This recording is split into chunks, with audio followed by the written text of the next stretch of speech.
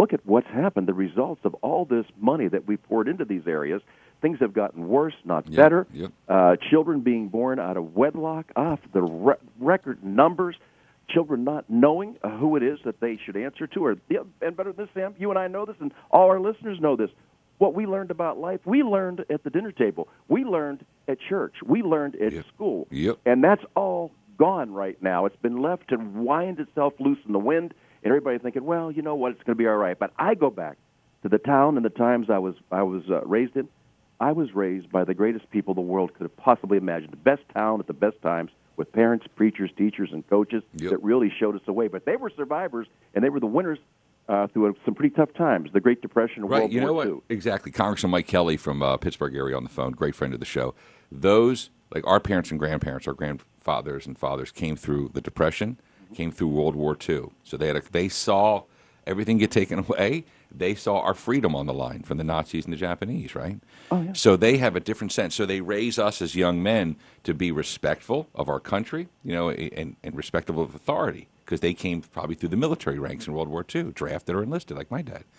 So now we get to this, to 2015, right, in the black community, out-of-wedlock birth is over 80%. So if there's nobody telling you about respect and about, authority, and about manners and courtesy and the love of America and your neighbors, what do you expect? I mean, I'm with you. It makes no sense.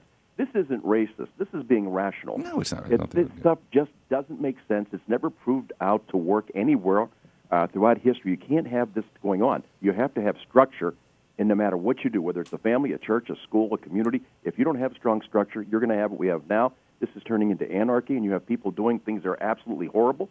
And then saying, well, it's just because I wasn't given a chance. Oh, my God, give me a break. Give me a break, because, we both grew up scrapping it out, and I grew up in Philly. So we used to go to Baltimore, and Baltimore was a mess back when I was a kid. And they sit there, and when you look at Ferguson, it was a white police chief and a white mayor. Therefore, that's the problem. Well, in Baltimore, you got a black mayor, black police chief, black fire chief, black superintendent of schools, black, what do they call the city attorney, the whole long list there. Yeah. It's guys, stop. You're running out of excuses. America is the greatest place in the globe to make it happen for yourself. And the liberal mentality is, no. We'll just keep feeding you just enough to keep you alive, and you'll keep voting for us, and we'll call it a day. Yeah.